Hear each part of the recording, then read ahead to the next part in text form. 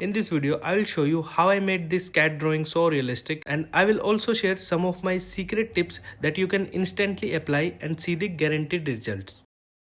So basically I'm assuming that you already done some drawings and have basic knowledge. But still you clicked on this video, that means there is something missing, and maybe that's why your drawings aren't look so realistic as you want to look them.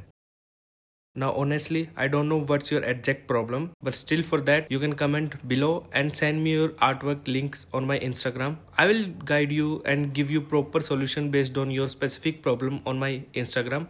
So please text me or send your work on there. Link is in description. But for now, in this video, I will share what I personally do to make my this cat drawing look so realistic. And trust me guys, if you apply these tips on your drawings, you will notice a huge improvements on your all drawings. So let's start.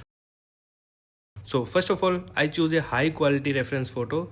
It will help me to see details more clearly. It's very important to have a good quality image if you're a beginner, and also it will help you to draw better. And the second, I divided my photo into main three values, darker one, middle values and light values. Like you can see there, these are darker one, these are middle tone, and these are lighter values.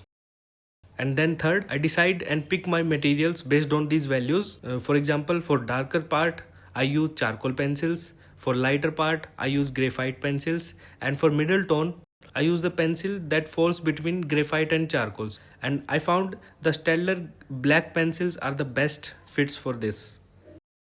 That's it, that's all I do. After getting my all of material, I just start shading and shade with the pencil I choose for the specific value. Here is the basic knowledge I have done. So if you want all of these in action, so please just watch the rest of the video.